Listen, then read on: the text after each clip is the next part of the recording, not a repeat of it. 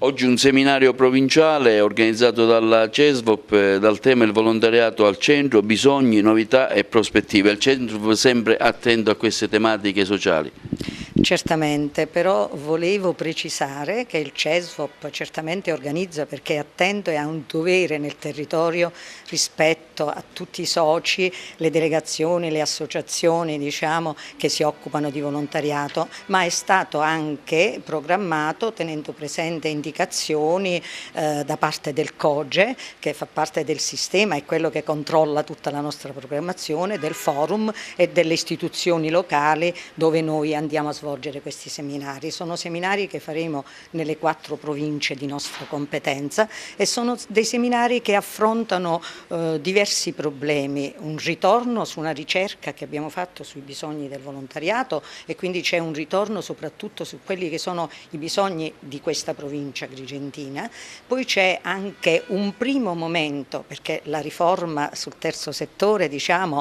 sì è stata varata, ma ci sono i decreti attuativi per cui ci mantengono in questo momento in una fase di informazione per poi portare ancora una volta qui quali saranno i risultati reali dei decreti attuativi. Noi l'abbiamo articolato quindi in 2 momenti questo seminario, un primo momento sulla ricerca e sulla riforma e poi c'è un momento dedicato proprio al volontariato e a noi come i centri di servizio si attrezzano rispetto a quello che è la nuova riforma. Il comitato di gestione detto COGE ce n'è uno per ogni regione italiana. In Sicilia si chiama COGE, appunto come tutti gli altri comitati, è composto da 15 soggetti, di cui 8 che fanno parte sono le fondazioni bancarie e gli altri 7 vengono dal mondo del volontariato e dal mondo politico e sociale. E il COGE si occupa praticamente sarebbe la cassaforte delle fondazioni bancarie, perché questi soldi, tanto per spiegarlo in parole povere, arrivano a noi e poi li distribuiamo ai 3 centri di servizio siciliani. Quindi ha la custodia e la responsabilità di amministrare questo denaro che arriva dalle fondazioni bancarie. D'intesa chiaramente con i 3 centri di servizio che sono quello a Catania, quello di Messina e quello di Palermo,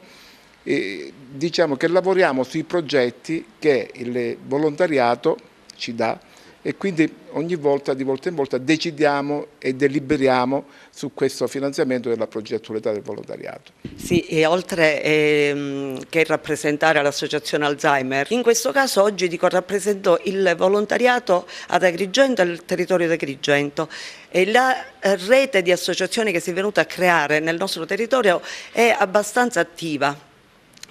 Tanto che alcune associazioni insieme hanno realizzato, proprio riferendomi alle progettualità che il CESVOP poi sostiene, che aiuta anche nel percorso le associazioni a realizzare,